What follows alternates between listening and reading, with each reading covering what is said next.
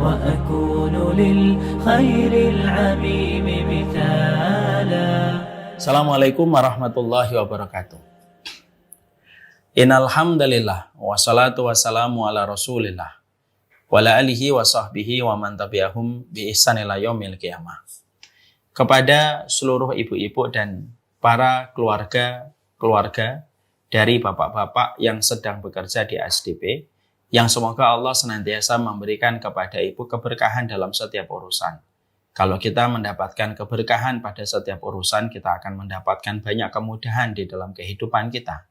Tidak akan ada masalah setiap ujian, tidak ada masalah setiap problematika yang kita hadapi kalau kita mendapatkan keberkahan pada kehidupan kita.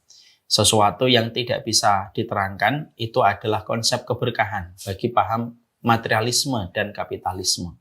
Materialisme mungkin bisa menerangkan tentang profit, dividen, dan berapa keuntungan. Tapi mereka tidak akan pernah bisa menerangkan tentang keberkahan. Keberkahan itu hanya bisa dikenali oleh mereka yang beriman kepada Allah dan mereka selalu mencari ridhonya Allah pada kehidupan. Dan tidak ada pemberian terbaik pada kehidupan manusia yang Allah berikan. Kecuali pemberian terbaik dari Allah itu adalah ketika manusia diberikan oleh Allah keberkahan. Kalau ibu menjadi istri yang diberkahi, maka setiap ujian akan terasa kecil bagi seorang wanita ketika menjadi ibu telah mendapatkan keberkahan. Kalau ada seorang suami telah mendapatkan keberkahan, maka setiap kesulitan akan dihadapi dengan ketenangan, dengan keberkahan yang didapatkan. Makanya itulah yang diminta oleh Nabi Isa di dalam surat Maryam, wa ja'alani mubarakan ainama kuntu. Ya Allah, jadikanlah aku selalu memberikan keberkahan dan mendapatkan keberkahan dimanapun aku berada. Mintalah berkah. Jangan hanya meminta kepada fisik. Jangan hanya meminta kepada material. Tapi mintalah sesuatu yang lebih besar daripada materi, lebih besar daripada finansial. Keberkahan yang Allah berikan hanya kepada hamba yang Allah kehendaki.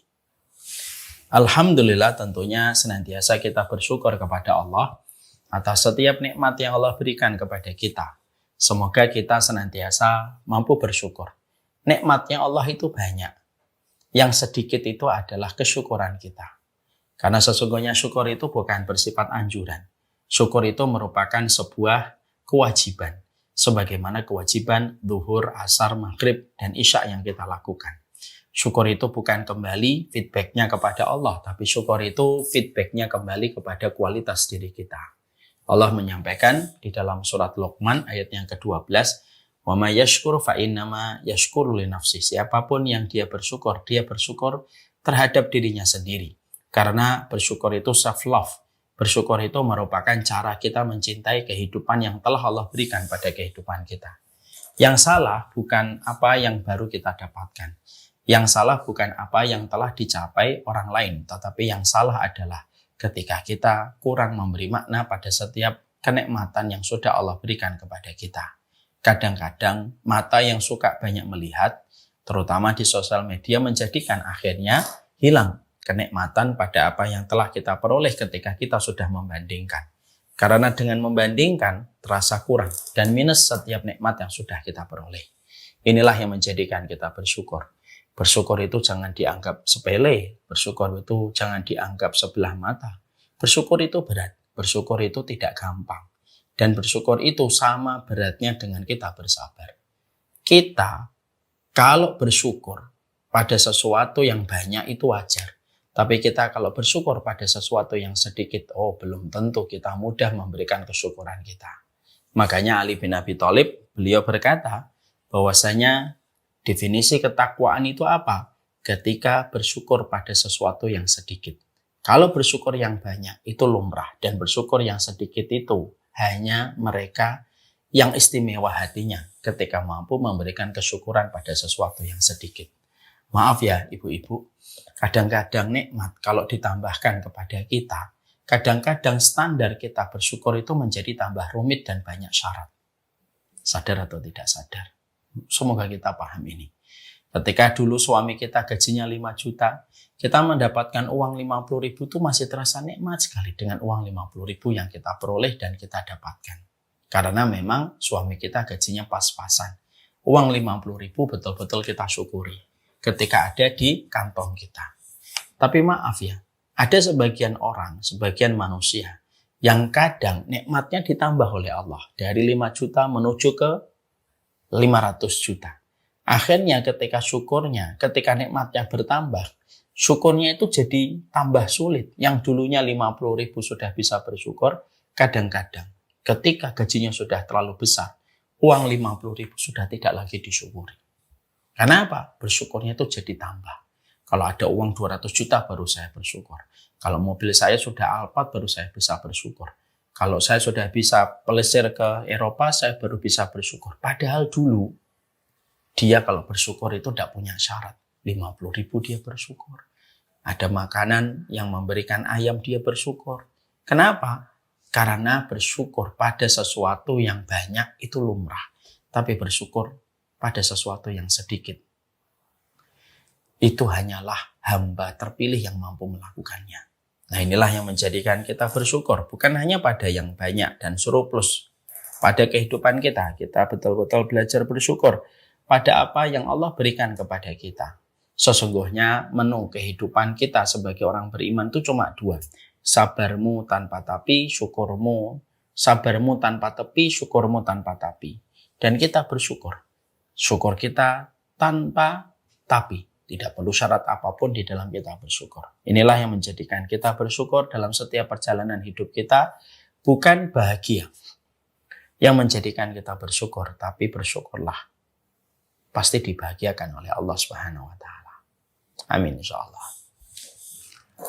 Kita pada kesempatan hari ini, kita akan mencoba membahas tentang satu materi, yang materi ini sebenarnya adalah materi yang penting bagi setiap orang. Tak terkecuali saya sebagai orang yang mendapatkan amanah untuk menyampaikan materi ini. Materi ini adalah tentang Ramadan. Sudah siapkah kita? Karena tentunya sesungguhnya Ramadan itu merupakan hal besar. Ramadan itu merupakan tamu yang agung. Yang tentunya di dalam kita menyikapi, di dalam kita menyambut Ramadan, tentunya tidak bisa hanya apa adanya dan tidak hanya bisa ala kadarnya. Karena dia agung, tentunya mempersiapkan Ramadan pun tidak bisa dengan apa adanya dan ala kadarnya. Kita tentunya paham sekali bahwasanya seorang pelari, ketika ada pelari ingin menuntaskan maratonnya 42 km, tentunya persiapannya bukan 1 hari, 2 hari sebelum pertandingan dimulai. Tapi ketika kita mendapatkan ada pelari akan melakukan maraton, maka tentunya persiapan yang dia lakukan di dalam persiapan lomba lari, maka dia lakukan latihan itu mungkin selama 1 tahun sebelum lomba maratonnya dimulai. Kenapa panjangnya persiapan itu diberikan? Karena sesungguhnya mempersiapkan lomba itu karena sesungguhnya perlombaan itu sebentar. Tapi persiapan pada satu perlombaan yang besar itu membutuhkan persiapan yang panjang. Nah, inilah yang menjadikan kita memahami kenapa judul ini diambil oleh bagian pengurus Ramadan. Seberapa siapkah kita? Karena memang penting. Memberikan pertanyaan itu bisa mengevaluasi kita, sekaligus pula memberikan perenungan untuk kita. Inilah Ramadan. Sekarang mari kita bahas Ramadan kita. Ibu-ibu yang semoga dirahmati oleh Allah Subhanahu wa Ta'ala. Tentunya kita paham bahwasanya Ramadan itu memiliki sebuah keutamaan yang sangat besar. Tidak ada yang bisa menandingi keutamaan Ramadan dalam beberapa aspek dan beberapa sisi, serta keutamaan yang melekat pada Ramadan. Membicarakan Ramadan sebagaimana membicarakan Nabi Muhammad di antara seluruh manusia dan di antara Nabi dan Rasul. Keutamaan apapun yang dimiliki oleh manusia tidak mampu menenggelamkan keutamaan paripurna. Keutamaan paripurna itu ada pada diri Rasulullah yang disebut dengan Khatamul Anbiya'i wal Mursalin, penutup para nabi dan para rasul. Membicarakan Ramadan itu sebagaimana membicarakan matahari di antara bintang-bintang yang bertebaran. Sinarnya yang berlimpah ke bumi kita berpijak dan hidup menenggelamkan matahari itu menenggelamkan semua bintang-bintang yang ada. Karena itulah kekuatan dari matahari. Membicarakan Ramadan sebagaimana kita membicarakan Nabi Yusuf di antara 11 saudaranya. 11 saudaranya tidak ada yang menjadi rasul. kecuali yang menjadi Rasul hanyalah Nabi Yusuf alaihissalam. Itulah keutamaan Ramadan. Karena sesungguhnya Ramadan itu bukan waktu biasa, tetapi waktu yang memiliki histori sangat kuat di hadapan Allah Subhanahu wa Ta'ala yang kita sembah di dalam penciptaan ketika menguasai alam semesta. Makanya Ramadan itu dapat dibilang bahwasanya Ramadan itu merupakan sebuah prime time yang luar biasa. Tidak ada prime time paling besar yang dimiliki manusia kecuali salah satunya ada di dalam bulan Ramadan. Makanya para ulama dulu, ibu-ibu, mereka mengatakan bahwasanya prime time-nya manusia di dalam melakukan ketaatan itu terletak pada 3 waktu yang menjadi 3 waktu prime time. Yang pertama yaitu 10 hari yang pertama di bulan Muharram, dan bulan Muharram itu identik dengan bulannya Nabi Musa alaihissalam ketika Nabi Musa diselamatkan dari kejaran Fir'aun. Prime time yang kedua yaitu adalah 10 hari yang pertama di bulan Dzulhijjah, yang itu identik dengan bulannya Nabi Ibrahim. Sampai kita mendapati perkataan dari Rasulullah, "Ma min ayyamin al-'amalu shalih fiha ahabba ila Allah min hadhil ayyamil 'ashar." Kamu tidak pernah dapatkan satu waktu yang sangat Allah cintai kecuali 10 hari yang pertama di bulan Dzulhijjah. Karena 10 hari pertama di bulan Dzulhijjah kita disunahkan takbir, kita disunahkan sedekah. Itu keutamaannya mampu mengungguli mereka yang sedang berjihad. Dan bulan Dzulhijjah itu identik dengan bulannya Nabi Ibrahim. Yang ketiga, prime time itu adalah ada di bulan Ramadan, dan itu identik dengan bulannya Nabi Muhammad SAW. Karena pada saat di bulan Ramadan Allah menurunkan Al-Quran yang kelak akan diturunkan secara bertahap 23 tahun kepada umatnya Rasulullah dan para hamba-hambanya Allah. Diterangkan selama 23 tahun dan dipilih di bulan Ramadan untuk menunjukkan betapa besarnya histori Ramadan di hadapan Allah, sehingga Allah meletakkan banyak keutamaan yang Allah tidak letakkan keutamaan itu pada waktu yang lainnya. Kita tentunya paham ya Ibu, tidak setiap waktu memiliki kedudukan yang sama di sisi Allah. Analoginya sederhana. Di negeri kita tercinta, Republik Indonesia, tidak setiap bulan itu memiliki histori yang sangat besar untuk negeri kita tercinta. Bulan Februari, bulan Januari, bulan Maret mungkin tidak memiliki histori yang istimewa. Bulan Juni mungkin juga tidak memiliki histori. Kecuali bagi saya, kalau bulan Juni itu kan hari saya menikah bersama istri saya. Tapi untuk negara kita maka sesungguhnya tidak ada historinya. Apa bulan yang penuh histori untuk negeri kita tercinta? Yaitu bulan Agustus. Makanya bulan Agustus itu memiliki histori yang sangat dalam untuk negeri kita tercinta. Karena terjadinya proklamasi kemerdekaan itu terjadi pada tanggal 17 Agustus. Apa yang terjadi ketika negeri kita melewati bulan Agustus? Banyak desa mereka membersihkan, perlombaan antar desa, perlombaan antar kabupaten. Dan puncaknya yaitu ketika terjadi perayaan atau terjadi upacara besar di Istana Negara pada tanggal 17 Agustus. Karena historinya bulan Agustus, terutama tanggal 17 Agustus, banyak sekali amnesti dan gerasi diberikan kepada para terpidana kalau melewati bulan Agustus, terutama tanggal 17. Itu menunjukkan bahwasanya tanggal 17 Agustus itu memiliki prime time di hadapan negeri kita tercinta. Sama pula dengan hari-hari kita. Hari-hari kita di hadapan Allah itu tidak sama. Maka sesungguhnya ketika kita mendapatkan Dzulqa'dah misalkan atau mendapatkan Rabiul Awal, Rabiul Tsani, kedudukan bulan-bulan itu tidak akan pernah sama dengan 3 waktu yang tadi saya terangkan. 10 yang pertama bulan Muharram, 10 yang pertama bulan Dzulqa'dah, dan 1 bulan di bulan Ramadan. Itu memiliki histori yang sangat kuat. Maka sesungguhnya Ramadan itu bukan sesuatu yang biasa. Ramadan itu sesuatu yang besar.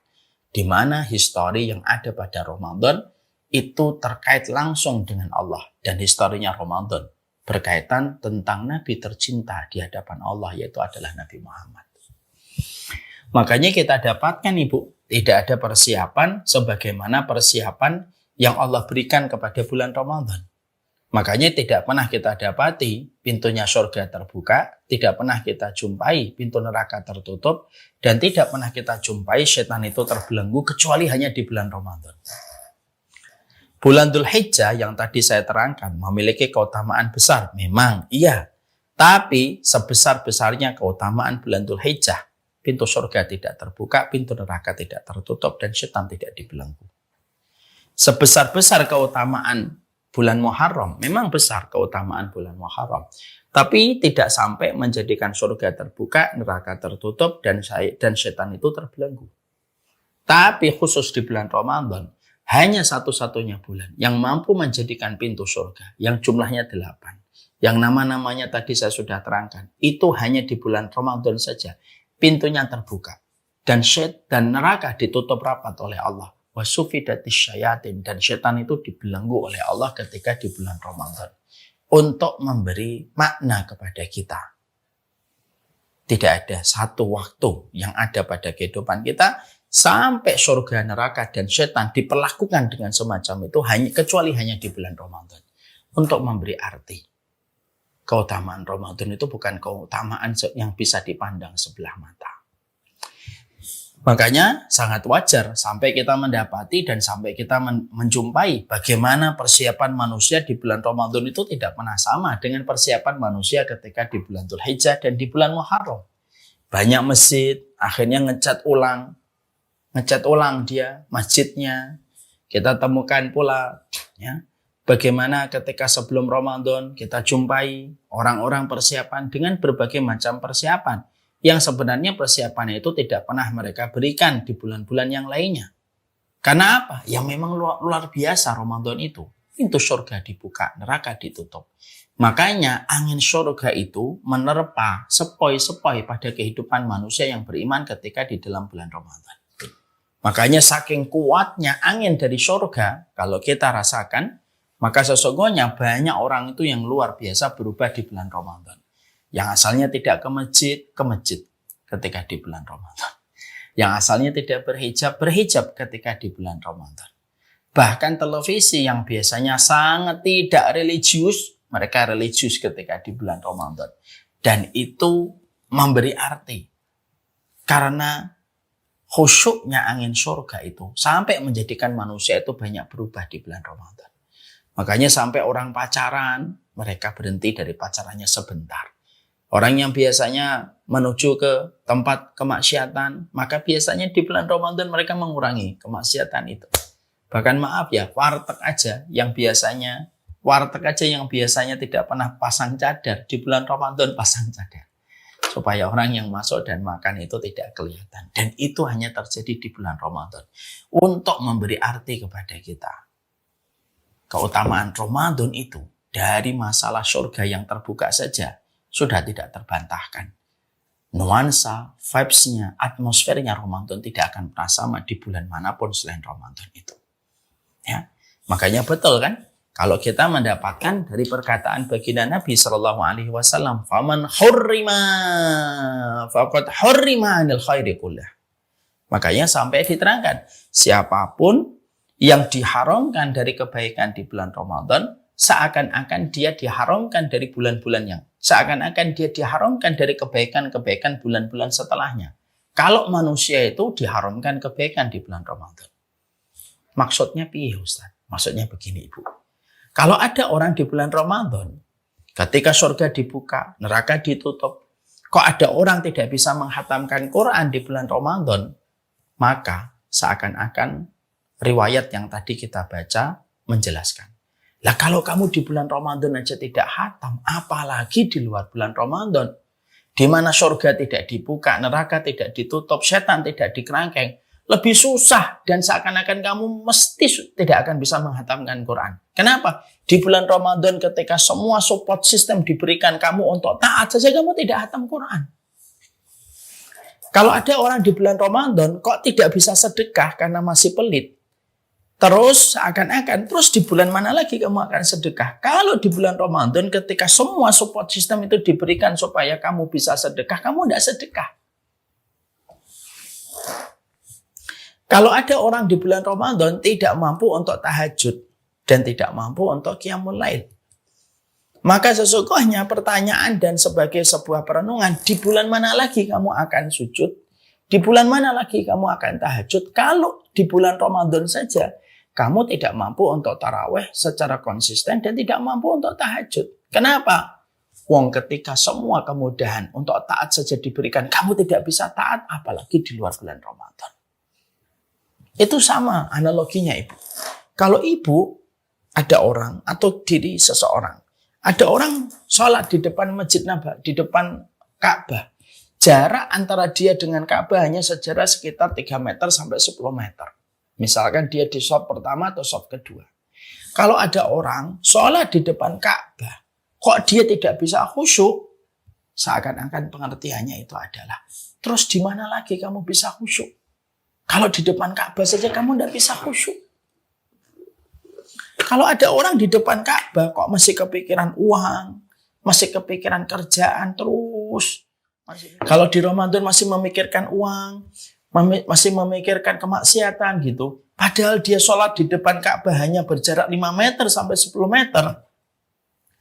Pertanyaan yang tidak membutuhkan jawaban akan ditujukan. Terus di mana lagi kamu akan khusyuk? Kalau di depan Ka'bah aja kamu tidak khusyuk. Dan itulah yang menjadikan kita akhirnya berpikir, itulah Ramadan. Makanya Ramadan itu memiliki keutamaan yang sangat besar sekali. Di mana tidak ada satupun keutamaan yang mampu sebagaimana keutamaan yang dimiliki Ramadan. Sampai surga saja bereaksi ketika Ramadan itu datang. Sampai neraka pun bereaksi, menutup pintunya ketika mereka malu terhadap Ramadan. Karena keutamaan Ramadan yang tentunya tidak bisa dipandang sebelah mata oleh setiap orang yang beriman. Maka inilah yang menjadikan kita harusnya menyadari Ramadan itu bukan masalah rotasi waktu, bukan masalah siklus yang kita jalani setiap tahunnya, bukan. Tapi Ramadan itu merupakan sebuah big prize, merupakan sebuah kesempatan besar yang Allah berikan keutamaan kepada hamba yang Allah kehendaki ketika seseorang itu diberikan kesempatan untuk mendatangi Ramadan. Tapi ingat, di sisi yang lainnya kita juga harus selalu sadar ketika Ramadan memiliki keutamaan yang sangat sebesar itu, tapi di sisi yang lainnya kita juga harus menyadari bahwasanya siapapun yang mereka apa adanya, mereka ala kadarnya ketika mereka kedatangan Ramadan, lalu mereka merasa biasa-biasa aja, apa adanya ketika Ramadan itu datang. Tidak ada sebuah keinginan, tidak ada cita-cita, tidak ada sebuah planning ketika menyambut Ramadan. Kita harus tahu juga, orang yang memaknai Ramadan biasa-biasa aja. Lalu mereka menjalankan Ramadannya dengan tidak semaksimal mungkin. Maka bisa jadi orang yang gagal Ramadan itu bukan hanya mereka gagal mendapatkan pahala.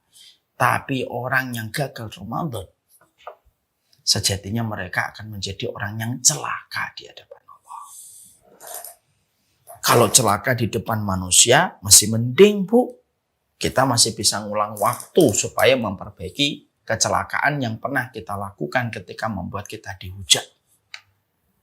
Tapi kecelakaan manusia di hadapan Allah itu kan berat, karena kecelakaan itu di hadapan penguasa alam semesta. Makanya ada peristiwa dalam sebuah kisah yang sahih diterangkan. Dalam sebuah peristiwa kisah yang sahih, Nabi itu pernah masuk ke Masjid Nabawi. Nabi masuk ke Masjid Nabawi. Rasulullah masuk. Ketika Nabi berjalan ke depan shaf, lalu di dekat mimbar beliau, mimbarnya Nabi itu ada tiga anak tangga.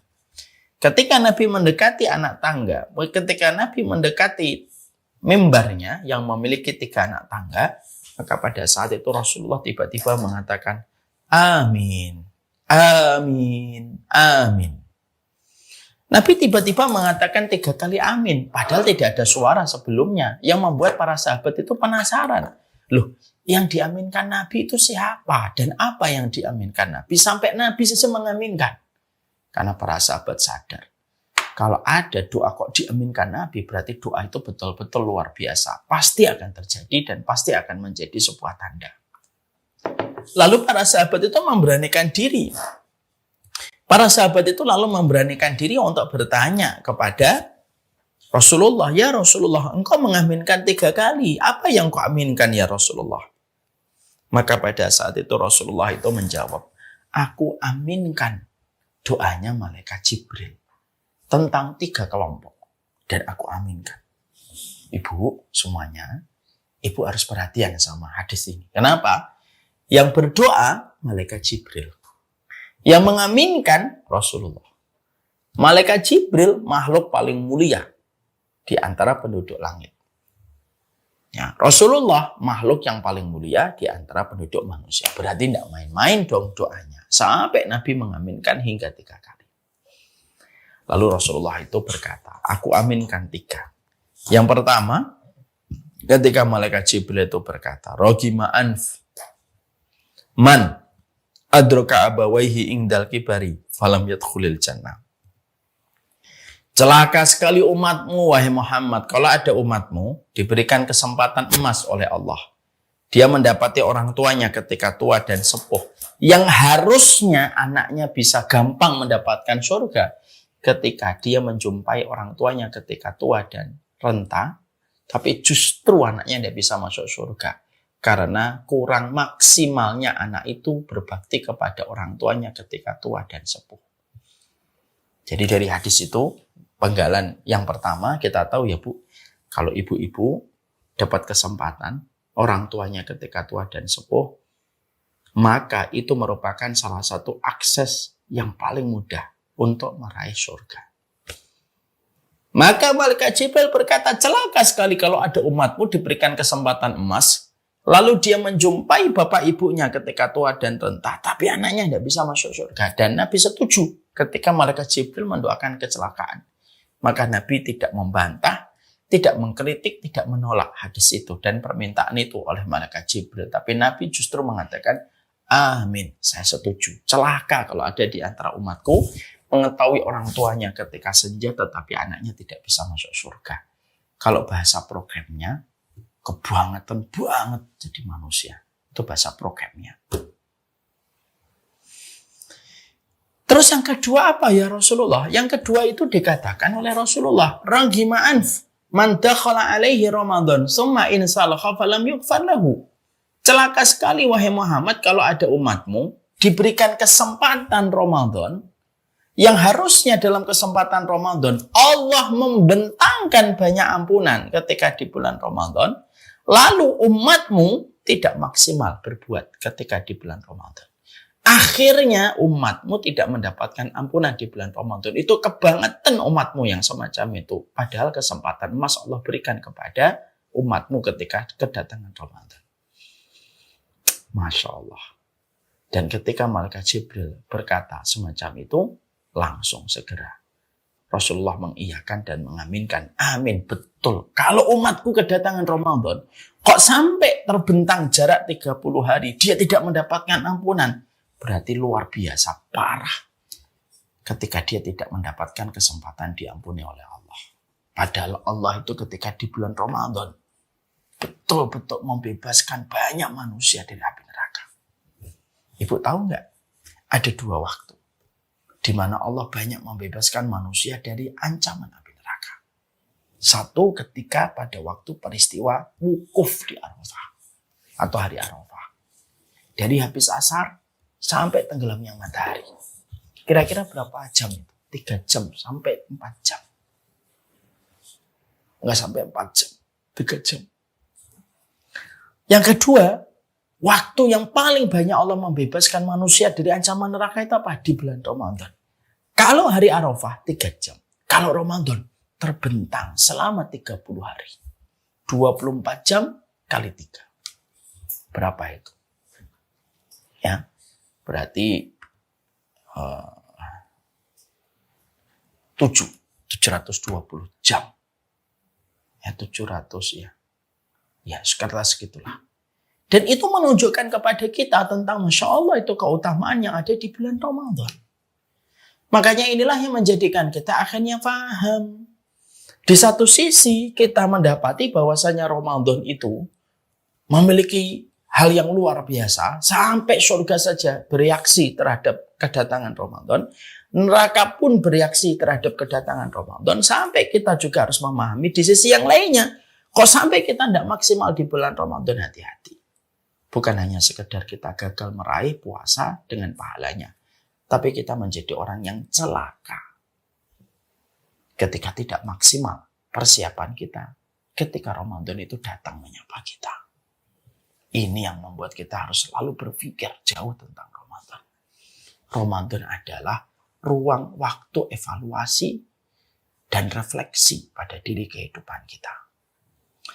Makanya oleh karenanya sebelum kita membahas panjang lebar, saya juga harus membahas dulu ya. Keutamaan Ramadan itu apa sih Ustadz secara spesifik? Ya.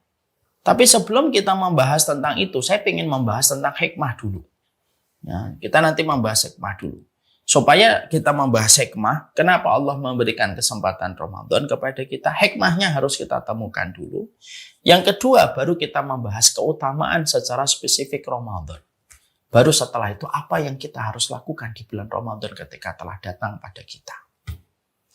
Sebelum kita membahas hikmah, sebelum kita membahas keutamaan dan amal apa yang kita lakukan di bulan Ramadan, saya perlu menyampaikan sebuah analogi sederhana.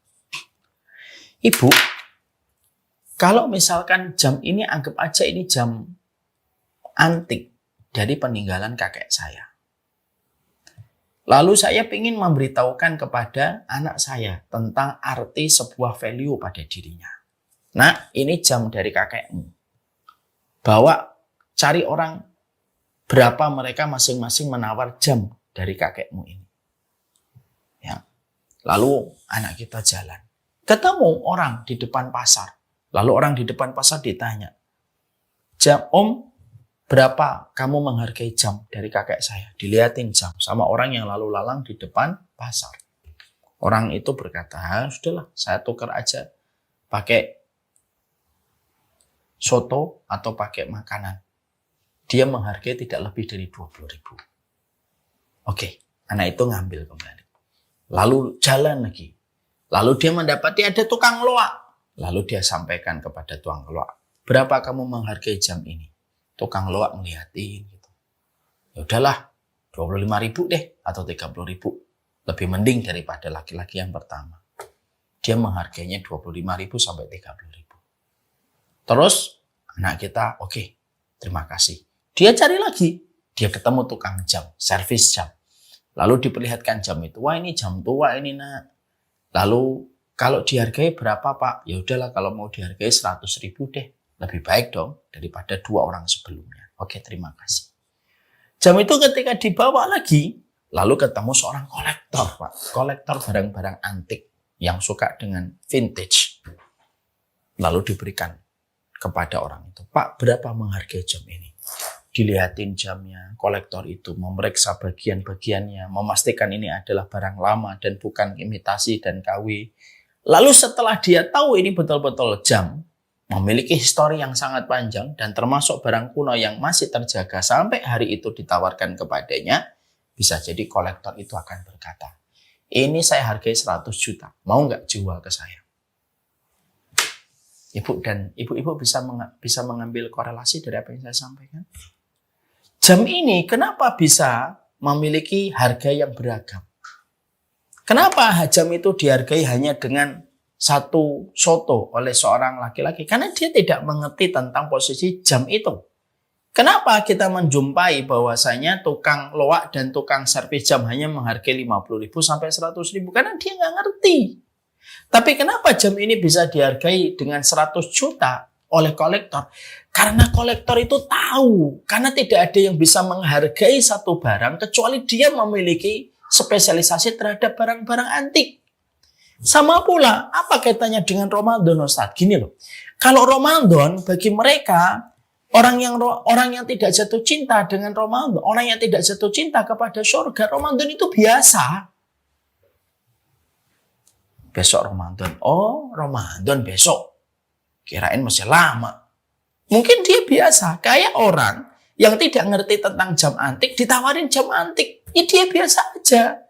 Dia menganggapnya itu murahan dan bahkan mungkin kalaupun dikasih, dia juga buang nanti di tong sampah. Ada orang yang ketika menanggapi Ramadan agak sedikit bernilai daripada yang pertama. Oh Ramadan ya tinggal 10 hari lagi ya. Saya baru sadar ini saya pantes itu. Iklannya sirup marjan, iklannya gajah duduk. Ya, iklannya sudah kurma, oh ternyata dekat Ramadan. Kenapa dia menghargai Ramadan itu tidak seantusias yang harusnya ada? Ya karena sebagaimana tukang jam dan sebagaimana tukang loak. Ya dia melihat jam ya hanya sebatas jam. Tapi tidak menilai historinya. Tapi bagi orang yang betul-betul hatinya itu kolektornya surga. Dan dia betul-betul rindu dengan surga. Dia tahu kok. Kolektor surga itu pingin mendapatkan surga. Dan dia tahu. Tidak ada barang yang paling cepat memudahkan seseorang untuk mendapatkan surga. Kecuali Ramadan. Ya. Jadi kalau ada di antara teman kita. Kok saya Ramadan biasa aja ya? Mungkin kita kayak tukang loak yang ditawari jam antik dan kita tidak paham tentang jam antik. Tapi kenapa saya punya teman bersuka cita, menangis air mata, dan betul-betul ingin diberikan kesempatan Ramadan. Hatinya sudah rindu dengan surga. Dan tidak ada satu obsesi terbesar pada hidupnya kecuali surga dan rahmatnya Allah. Lah itulah yang menjadikan dia sangat menikmati apabila Ramadan diberikan kepadanya. Apa titik poin saya menerangkan tentang jam dan korelasi dengan Ramadan? Ramadan, value-nya tergantung hati kita ketika bicara tentang masalah surga dan kehidupan akhirat. Ramadan bernilai di hadapan mereka yang ingin mendapatkan keselamatan di akhirat. Tapi Ramadan tidak akan pernah bernilai sama mereka yang tidak pernah meniatkan untuk mendapatkan surga pada kehidupan mereka. Ya. Maka maaf ya Ibu, ini menjadi sebuah perenungan untuk kita. Saya dan Ramadan itu perasaannya apa? Biasa saja dan datar. Senang tapi tidak terlalu bersukacita atau bersukacita. Jawaban asli dari diri kita ketika menjawab apa perasaanmu tentang Ramadan. Itu sebenarnya sebuah indikator seberapa besar rindu kita dan hati kita terhadap surga. Itu yang kita harus paham. Sekali lagi ya Bu, ada orang yang nanti ketika menjalankan Ramadan apa adanya dan ala kadarnya ketika Ramadan datang. Tapi ada orang yang berlinang air mata ketika mereka mendengar pengumuman pemerintah besok tanggal 1 Ramadan. Lalu menangis air matanya ketika malam itu dia mulai melaksanakan sholat tarawih. Value akan ditentukan oleh setiap orang dengan latar belakang hati yang beragam. Dan itu yang kita harus mengerti. Setelah kita mengerti itu, maka kita membahas dulu hikmahnya. Kita ibu-ibu diberikan oleh Allah Ramadan itu pastikan ada hikmahnya. Mungkin nggak hidup berjalan tanpa hikmah? Nggak mungkin. Semua peristiwa demi peristiwa yang terjadi pada kehidupan kita selalu memiliki hikmah. Hikmah itu pelajaran dan ibrah yang kita dapatkan di balik setiap peristiwa ketika Allah memberikan kesempatan itu kepada kita. Ya. Misal gitu. Saya tuh sering berpikir gini, Bu. Ketika waktu Covid, terutama ketika Covid Delta, kita mendapatkan berita kematian itu bertubi-tubi. Kita juga mendapati tentang sebuah perkara. Ada teman yang kita kenal, hidupnya lebih sehat daripada kita, umurnya lebih muda daripada kita, tapi ketika kena Delta, dia wafat. Kita lebih tua dari dirinya, hidup kita tidak lebih sehat dari dirinya. Tapi ketika kita terkena Covid Delta, kita masih bisa bertahan dan hidup sampai hari ini. Pernahkah kita berpikir hikmahnya apa? Kenapa yang sehat justru meninggal? Kenapa saya tidak lebih sehat tetapi justru bertahan?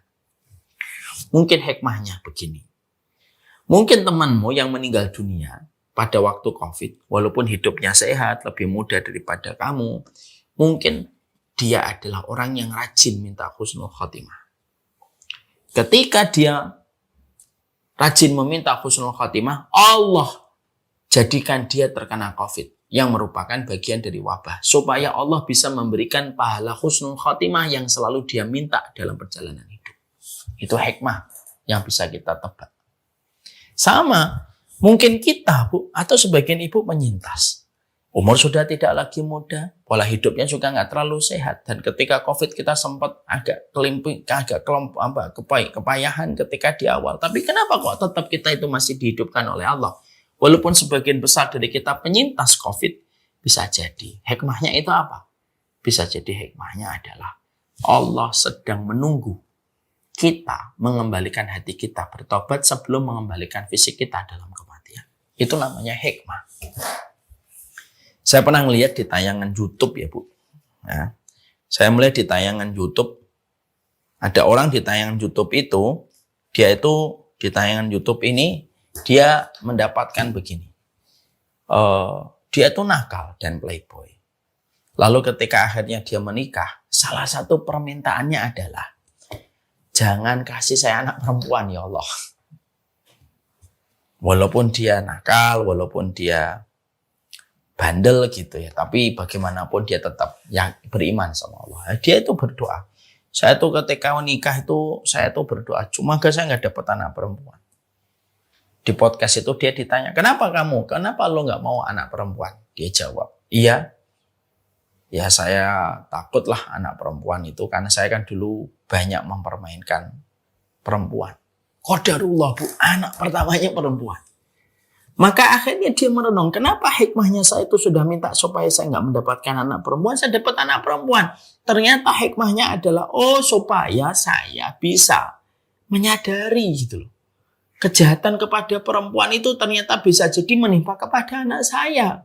Kalau kamu marah, anakmu disakiti, anakmu didolimi, anakmu dinodai, jangan pernah kamu sakiti dan nodai perempuan lain. Karena anakmu pun perempuan. Itu namanya hikmah. Kita tarik korelasinya dengan kita hari ini.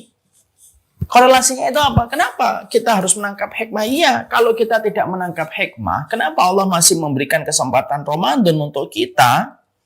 Anak khawatir Ramadan itu akhirnya tanpa makna, dan Ramadan itu hanya sekedar masalah fikih.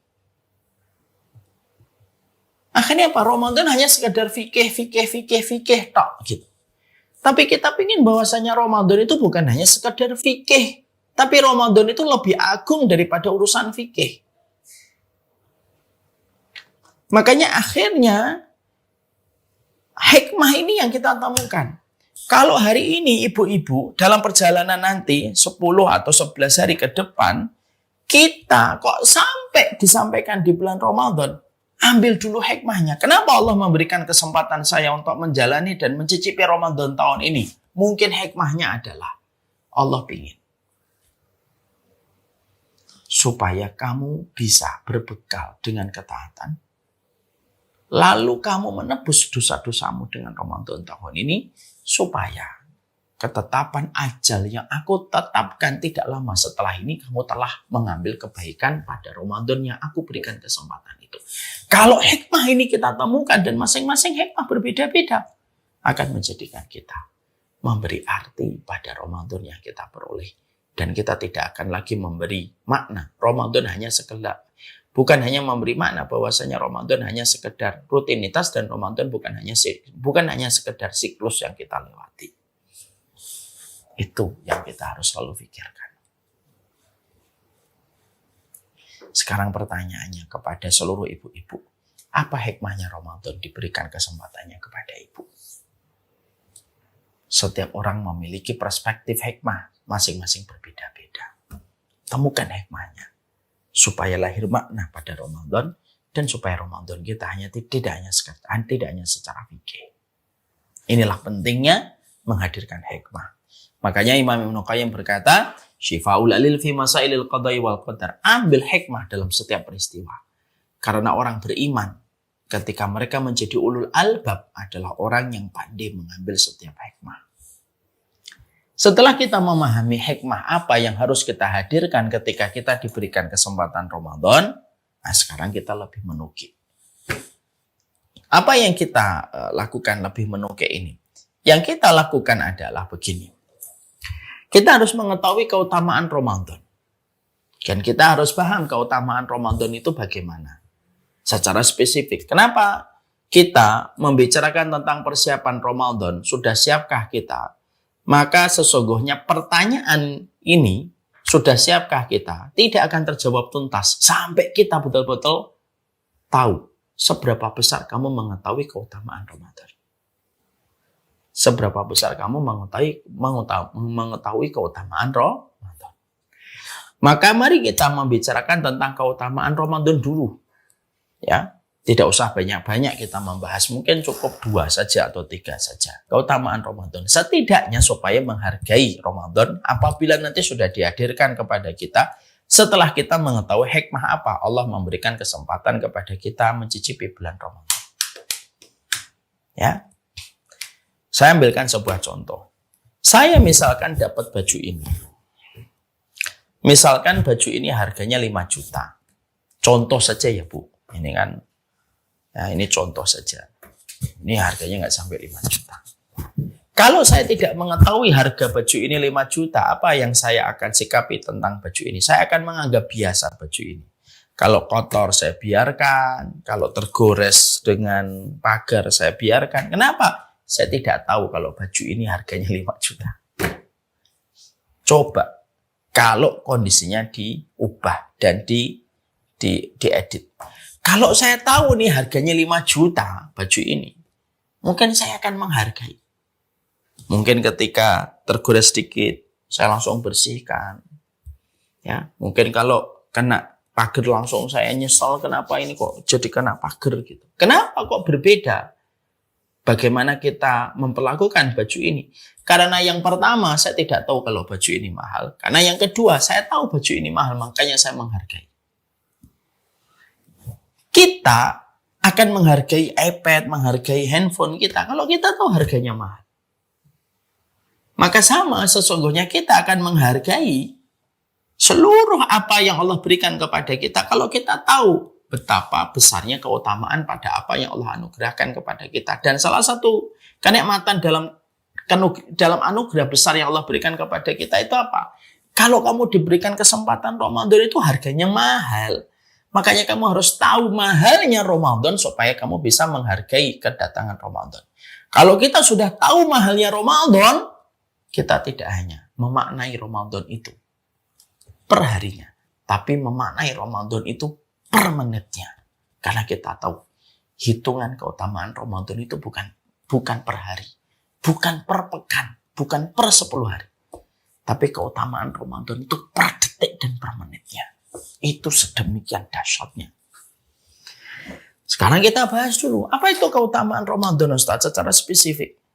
Nah, setidaknya ada 3. Saya sampaikan agak singkat ini, qadarullah. Waktu sudah berlalu 1 jam. Saya minta tambahan sedikit.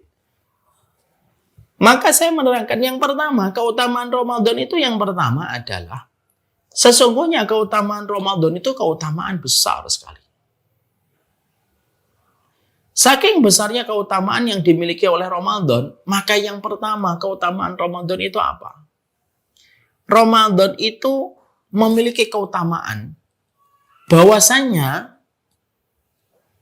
setiap amal ketika dilakukan di bulan Ramadan, itu saking gedenya keutamaan yang dimiliki oleh Ramadan, sampai Allah tidak pernah menceritakan berapa kali Allah melipat gandakan setiap amal yang dikerjakan di bulan Ramadan. Saking gedenya keutamaan Ramadan itu Allah berikan kepada manusia. Ya, makanya maaf ya Ibu, Allah itu kalau memerintahkan kita untuk beramal, Allah selalu ceritakan balasan apa yang kita dapatkan untuk memberi motivasi. Kamu sedekah dilipat gandakan 700 kali lipat. Kamu sholat syuruk mendapatkan pahala umrah. Kenapa Allah setiap memerintahkan kita pada satu ibadah, Allah itu juga menceritakan kepada kita pahalanya, karena saking besarnya keutamaan yang dimiliki oleh kenapa Allah itu menceritakan setiap amal itu dengan pahalanya supaya memberikan motivasi orang untuk beramal. Kecuali Ramadan. Ramadan itu merupakan sebuah amal di mana setiap ketaatan yang dilakukan di bulan Ramadan, saking gedenya keutamaan yang dimiliki oleh Ramadan, sampai Allah itu tidak pernah menceritakan berapa kali lipat Allah itu melipat gandakan amal yang dilakukan di bulan Ramadan. Kenapa? Saking gedenya pahala. Saking gedenya pahala yang Allah berikan di bulan Ramadan, saking gedenya pahala itu Allah rahasiakan.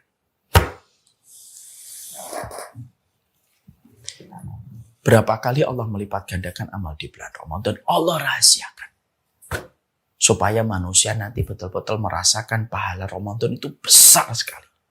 Ketika Allah jadikan kejutan dan surprise bagi mereka yang berpuasa dan diterima puasanya di bulan Ramadan. Makanya ada sebuah hadis yang diterangkan oleh Rasulullah di dalam hadis qudsi, was-saumu li wa ana ajzi bihi. Dan sesungguhnya puasa itu untukku dan akulah yang mengganti pahala puasa itu.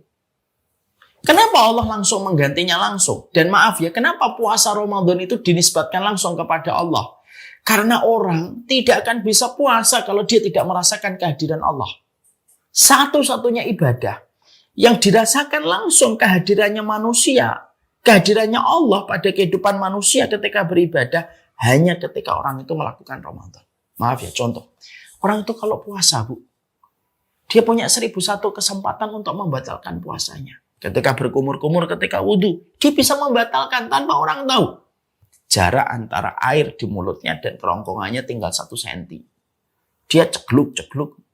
Tidak ada orang yang menyadari. Dia bisa minum. Setelah itu seger. Tapi kenapa orang berkumur-kumur ketika wudhu, dia tidak sama sekali meneguk air yang ada di dalam mulutnya. Karena dia merasakan kehadiran Allah. Anak-anak kita yang puasa duhur atau puasa asar, ketika baru belajar, mereka tidak akan pergi ke tempat-tempat yang jauh untuk membatalkan puasanya. Mereka jujur. Kenapa mereka jujur? Karena mereka merasakan kehadiran Allah. Itulah yang menjadikan Ramadan itu istimewa. Makanya sampai kita dapatkan Ibnu Qudamah itu bercerita kepada kita. Apa yang dikatakan oleh Ibnu Qudamah? Ibnu Qudamah itu bercerita kepada kita. Ada 3 amal. Yang mana kalau 3 amal ini diterima, hampir-hampir. Mizan, timbangan. Tidak kuat memikul pahala dan bobot pahala dari 3 amal kalau sudah diterima oleh Allah. Apa 3 amal? Yang hampir-hampir mizan, timbangan amal itu tidak kuat memikul amal apabila berpahala di sisi Allah. 1, pahala orang yang sabar. Gede banget itu pahalanya. Sampai mizan itu jebol kalau sudah menghitung pahala orang yang bersabar. Sabarlah. 2, yaitu adalah mereka yang memaafkan orang yang mendolimi. Mereka menyakiti mereka lalu memaafkan dan tetap berbuat baik. Ini pahalanya gede. Hampir mizan itu jebol. Padahal Ibu tahu mizan itu kalau dunia dan seisinya diletakkan, mizan itu lebih besar daripada dunia dan seisinya. Ibaratnya kayak gini. Ibu melemparkan uang 500 perak di tengah padang golf. 500 perak itu dunia dan seisinya. Padang golf itu mizan saking gedenya. Tapi kalau ada manusia memaafkan orang yang menyakitinya dan tetap berbuat baik walaupun dia disakiti, pahalanya itu langsung hampir mizan itu tidak kuat memikulnya. Yang ketiga, apa amalan yang langsung begitu berat untuk menjadikan mizan itu hampir jebol? Yaitu adalah orang yang melakukan amalan Ramadan dan diterima amal itu. Maka mizan itu hampir tidak kuat memikulnya. Makanya Allah yang memberikan pahalanya langsung. Kenapa Allah memberikan pahala puasa itu langsung, tidak diwakilkan ke malaikat? Karena malaikat tidak kuat memikul pahala dan beban dan beratnya dan bobotnya pahala itu. Ketika Ramadan itu sudah diterima sama Allah. Makanya Ibu, kalau Ibu hari ini baca Quran, surat Al-Kahfi hari ini, 1 hurufnya 10 kebaikan. Tapi kalau Ibu membaca Al-Kahfi 2 pekan lagi di bulan Ramadan, 1 hurufnya dilipat gandakan dengan kelipatan hanya Allah yang tahu. Hari ini Ibu sedekah hari Jumat, karena hari Jumat itu disunahkan kita bersedekah. Hari ini kita bersedekah hari Jumat. Hari ini kita sedekah hari Jumat. Maka pahala sedekah kita dikali lipat 700 kali lipat. Itu yang paling tinggi. Itu yang paling tinggi. Tapi kalau 2 pekan lagi Ibu sedekah di bulan Ramadan, dilipat gandakan oleh Allah dengan kelipatan yang tidak terhingga. Dan hanya Allah yang tahu. Kenapa Allah tahu? Karena Allah membesarkan pahalanya dan Allah merahasiakan supaya menjadi kejutan bagi setiap orang yang terus menanam pahala dan ketaatan di bulan Ramadan. Maaf ya Bu, kalau suami Ibu pengen ngasih hadiah Ibu, hadiahnya murah. Misalkan hadiahnya cuma makan padang. pasti tidak akan dirahasiakan. Hadiahnya murah kok.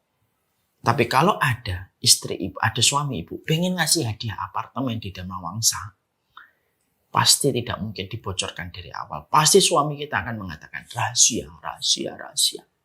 Kenapa dirahasiakan? Karena hadiahnya itu nilainya mahal. Itulah Ramadan. Makanya Masya Allah, Ibnu Qudamah berkata, tidak ada satu bulan yang paling dirindukan penghuni surga. Tidak ada satu bulan yang paling dirindukan penghuni kubur kecuali Ramadan. Ibu nanti kalau misalkan di bulan Ramadan ziarah kubur, misalkan pas di Ramadan, maka kata Ibnu Qudamah, tidak ada keinginan para penduduk kubur untuk hidup, hanya hidup di bulan Ramadan. Karena tahu investasi itulah yang paling menguntungkan di hadapan Allah. Ini yang pertama. Supaya kita menikmati Ramadan itu per menitnya, bukan per pekannya. Yang kedua, Ibu, keutamaan Ramadan itu apa? Ini terkandung pada sebuah hadis Rasulullah SAW. Ada dua orang Yaman datang ke kota Madinah. Dua orang ini terus bersama. Mereka masuk Islam. Ketika mereka masuk Islam, maka akhirnya terjadi peperangan. Satu sahabat ikut peperangan dan ini juga ikut peperangan. Tapi yang ini meninggal dunia di peperangan. Yang satu masih hidup. Hidupnya 1 tahun setelah yang pertama. Dan meninggalnya bukan di peperangan, tapi meninggalnya ketika dia sakit. Ketika dua-duanya sudah wafat, maka ada seorang sahabat yang bernama Tolhah menjumpai mereka di dalam mimpi.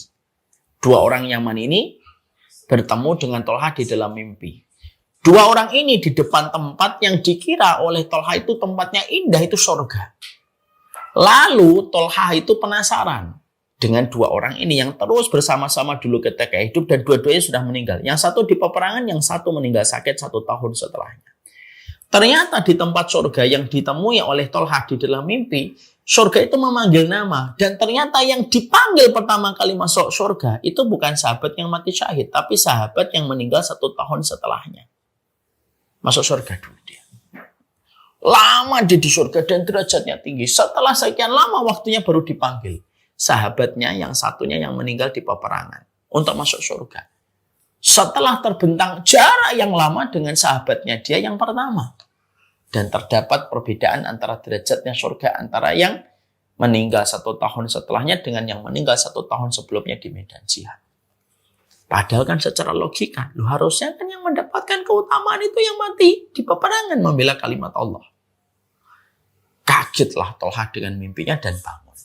Tanyalah ke setiap orang. Ketika dia tanya kepada setiap orang itu, maka pada saat itu tidak ada yang bisa memberikan jawaban yang memuaskan. Yang memberikan jawaban memuaskan siapa? Rasulullah.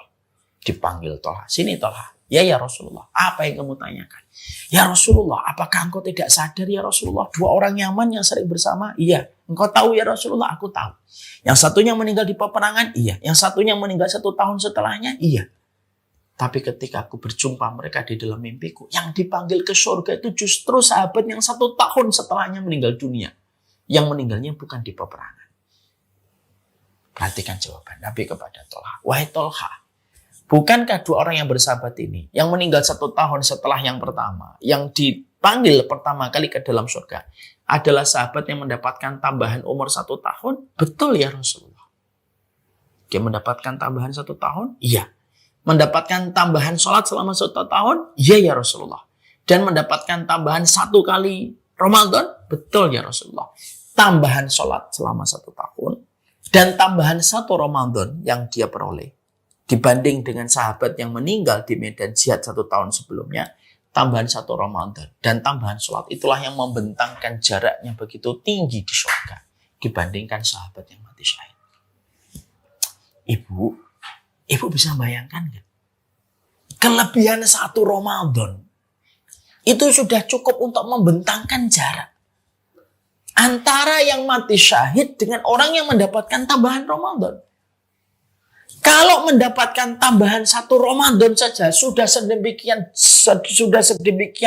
dahsyatnya itu, apalagi ketika mendapatkan tambahan 2, tambahan 3, tambahan 4, tambahan 5 Ramadan yang Allah berikan kepada kita. Maka itulah yang menjadikan kita ngerti. Kalau Allah memberikan kepadamu Ramadan, wahai ibu, tahun ini Allah berikan Ramadan, Allah sedang ingin memberikan kepadamu anak tangga kepada puncak tertinggi dari derajatnya di surga yang bisa kamu petik dan kamu bisa peroleh ketika memaksimalkan Ramadan semenjak malam pertama kita tarawih. Dan itulah yang menjadikan keutamaan Ramadan itu tidak boleh sia-sia. Ini yang kedua.